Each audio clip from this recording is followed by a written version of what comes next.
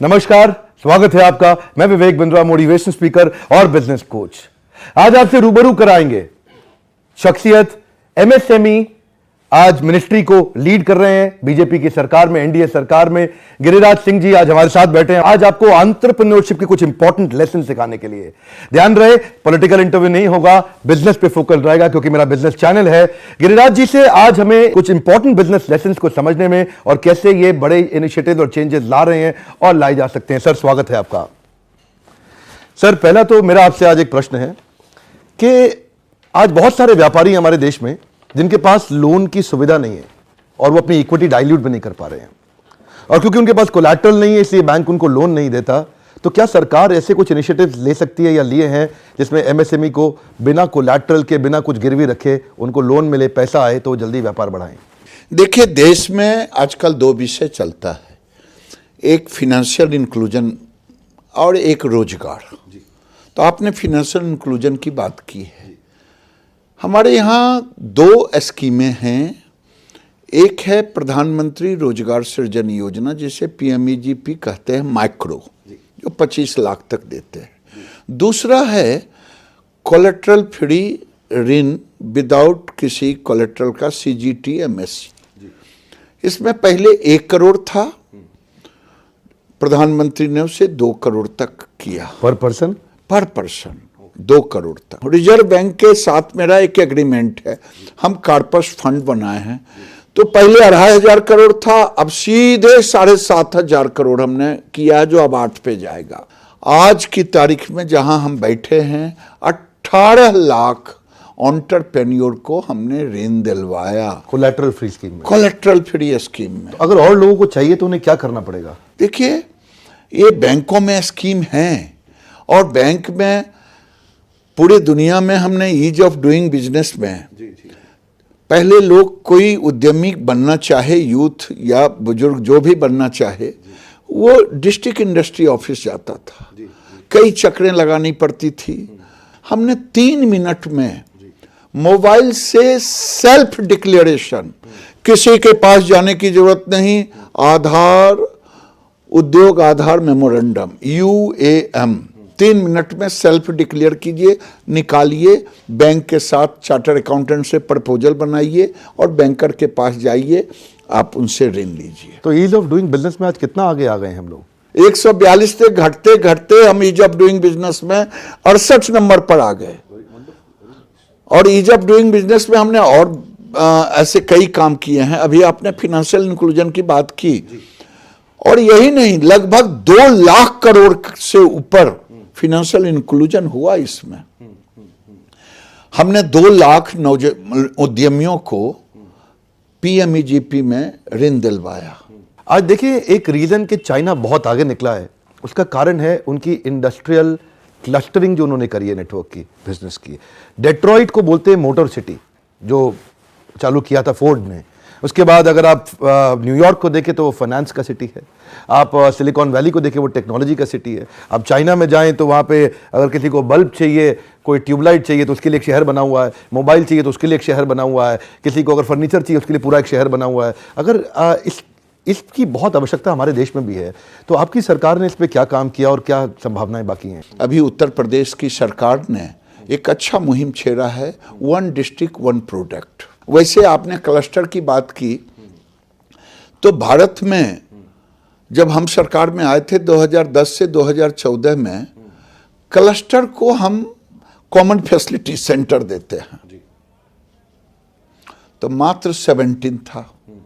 हमने एक और नया बना करके 183 बनाया। तो हम कोशिश में हैं कि आर्टिजन बेस और मैन्युफैक्चरिंग बेस, इनको क्लस्टर बेस्ड टेक्नोलॉजी दे सके। आज की तारीख में कोई चीज डोमेस्टिक मार्केट तक सीमित नहीं है, दुनिया ग्लोबलाइजेशन का जमाना है। हमारा प्रोडक्ट ऐसा हो कि डोमेस्टिक भी कंपीट करें और चाइना से भी कंपीट, दुनिया से कंपीट करें। तो हम उसके लिए इंडस्ट्री को 6-7 तरह के चीज़ों से मदद करते हैं। सर्टिफिकेशन लेने के लिए, उसको लीन मैन्युफैक्चरिंग करने के लिए, टेक्नोलॉजी अपग्रेडेशन के लिए।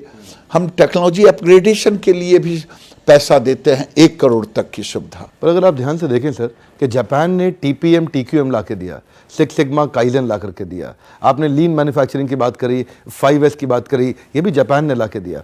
चाइना इसमें बहुत आगे है, जापान इसमें बहुत आगे है। इंडिया में आज मैन्युफैक्चरिंग सेटअप में देखिए, जब चाइना को वर्ल्ड की फैक्ट्री बोला जा रहा है, manufacturing capital of the world, और इंडिया अभी बहुत पीछे रह गया है। तो आप लीन के बारे में बता रहे थे, आप इस पे सब्सिडी भी दे रहे हैं, इस पे क्या इनिशिएटिव लिए हैं और क्या लिए जा सकते हैं? देखिए, इस पे हम उनको देते हैं जो उनको लगता है चार्जेज वो गवर्नमेंट पे करती है।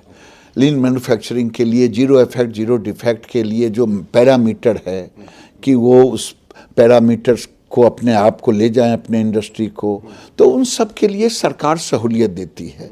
जहाँ तक जापानीज मॉडल कहा, कई मॉडल की आपने चर्चा की, देश के अंदर में हमें आज ज़रूरत है R&D पर ज़्यादा ध्यान देने की। इंडिजिनस चीज़ों को आज के टेक्नोलॉजी के साथ कैसे जोड़ें। मेरे सामने 2 डब्बे मैंने जानबूझ के रखा है। आज किसी घर में पेंट करवा लें तो 2 दिन आप सो नहीं सकते अपने बेडरूम में ठीक से, क्योंकि वो टेक्नोलॉजी केमिकल्स पे बेस्ड है। केमिकल। कभी हमारे घर में गोबर से प्लास्टर होता, ये डिस्टेम्परिंग होता था, हम अब उस ओर जा रहे हैं, आपको भरोसा नहीं होगा। आज देखिए, ये ग्रीन टेक्नोलॉजी, ये गोबर बेस और गौमूत्र बेस है। ये टेक्नोलॉजी हम अभी के समय हम कैसे जोड़ें?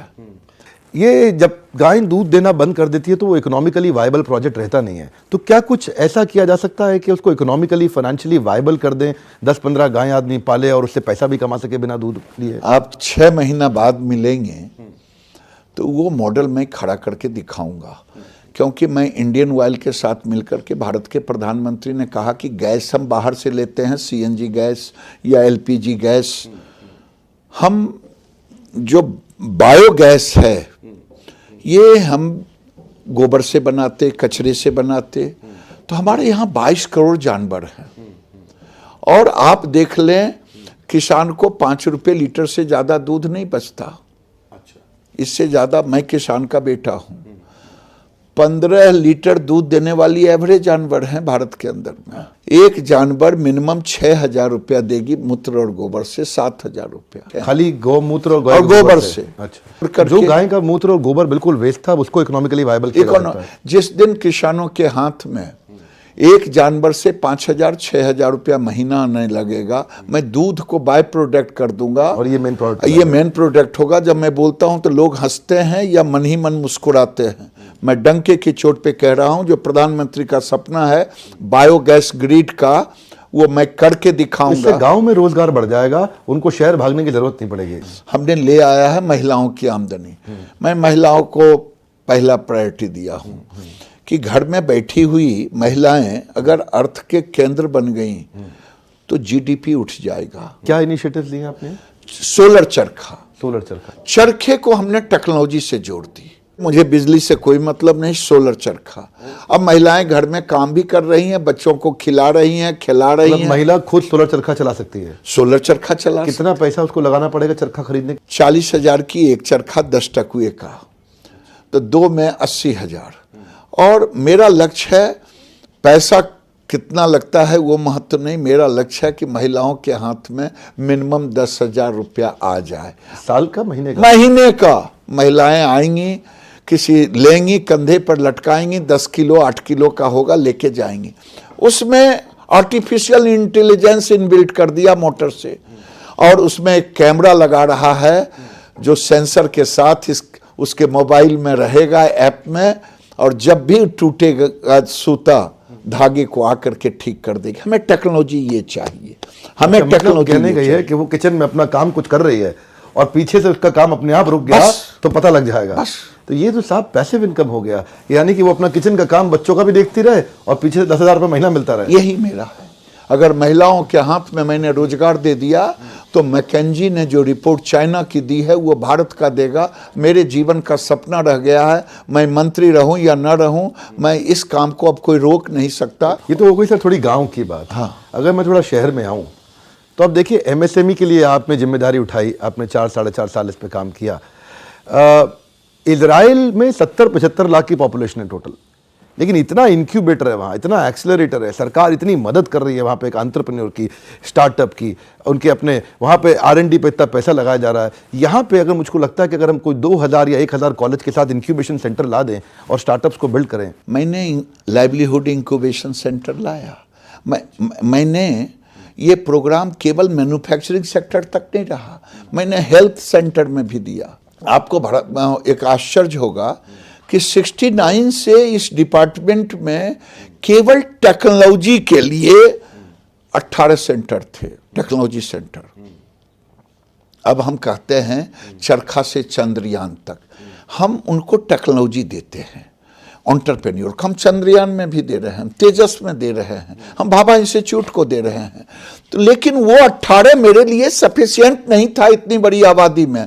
अभी मैंने मोदी जी के नेतृत्व में 15 नए टेक्नोलॉजी सेंटर को केवल शिलान्यास नहीं किया, 15 में 10 को इस फरवरी के अंत तक ऑपरेशनल करूंगा। क्या काम होगा इन टेक्नोलॉजी सेंटर्स का? ये टेक्नोलॉजी सेंटर का काम है एंटरप्रेन्योर को एक तो इंक्यूबेट करना और नए लड़कों को ट्रेनिंग देना। मैं इंक्यूबेशन का मतलब दर्शकों को समझा देता हूं कि एक एंटरप्रेन्योर, एक कोई नया लड़का, स्टार्टअप, यंग बॉय अगर आप भी करना चाहते हैं तो ये एक ऐसा इंक्यूबेशन सेंटर होता है जहां पे आपको टेक्नोलॉजी भी सिखाई जाती है, आपको हर तरह से हैंड होल्डिंग सपोर्ट दिया जाता है और सरकार का इसमें फंड है, अवेलेबल है, सरकार खर्च कर रही है, लेकिन लोगों को मालूम नहीं है। हमने इसको 2 भागों में बांटा, एक टेक्नोलॉजी स्किल्ड के साथ जोड़ दिया, एक इंक्यूबेशन अलग कर दिया।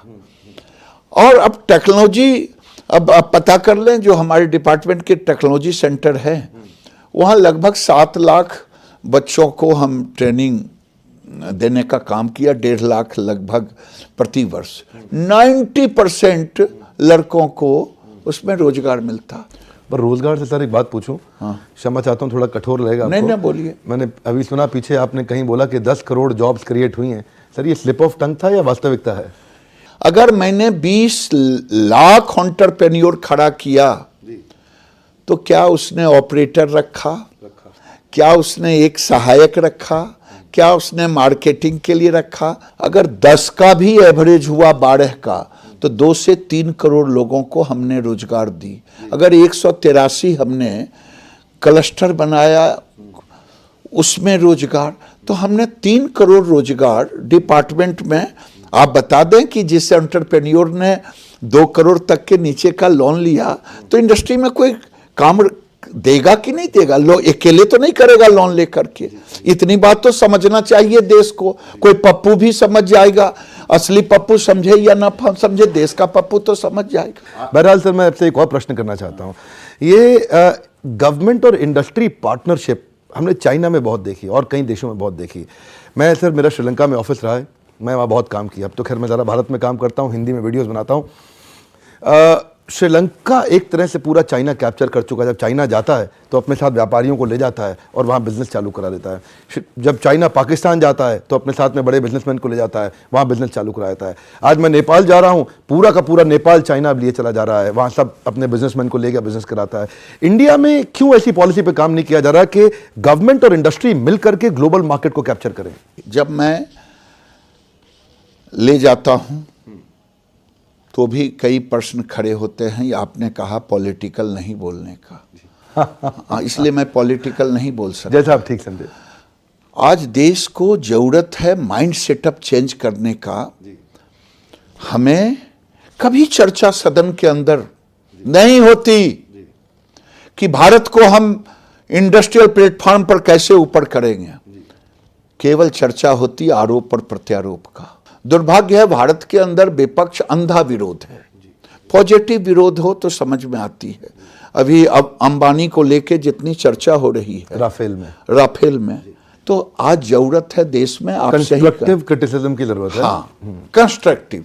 मोदी ने आज जीडीपी बढ़ा दिया, फॉरेन एक्सचेंज बढ़ गया, इन्फ्लेशन गिर करके 2.19 पे हो गया। ये काफी बहुत नीचे आ गया, बहुत कंट्रोल में आ गया। साहब, आप ये कल्पना नहीं कर सकते हैं, जिस दिन लोग गालियां दे रहे थे दाल दाल दाल प्याज टमाटर, आज मैनेजमेंट के कारण सबों का समर्थन मिला और पहली बार किसी फाइनेंस मिनिस्टर ने करदाता का सम्मान किया सदन के अंदर में, कहा कि उनका सम्मान करते हैं। देश में एक माहौल बनाने की जरूरत है। आप लोगों से भी आग्रह करेंगे, व्यूअर से आग्रह करेंगे कि ये माहौल बने और एमएसएमई का माहौल बने बगैर देश की आर्थिक रीढ़ नहीं बन सकती। एमएसएमई के बिना तो नहीं बन सकती आज, क्योंकि एमएसएमई सबसे बड़ा पॉपुलेशन है इस समय बिजनेस के मामले में, और ये 97% एमएसएमई 3% कंट्रीब्यूट कर पा रहे हैं टैक्स में, और 3% लार्ज कॉर्पोरेट 97% टैक्स में कंट्रीब्यूट कर रहे हैं। मुझे बड़ा अच्छा लगा आपकी सारी पॉलिसीज देख के कि आपने एमएसएमई पे काफ़ी काम किया, इसलिए हम भी सारे अपने वीडियोस इस समय स्मॉल मीडियम एंटरप्राइज के लिए बनाते हैं। मुझे आपका वो dry dairy non milking cow का प्रोजेक्ट बहुत पसंद आया, जिससे आप जो है जी, उसे ड्राई डेयरी ना कहें, उसका ड्राई डेयरी तो थोड़ा शहर के लोगों को ज़्यादा समझ में आएगा।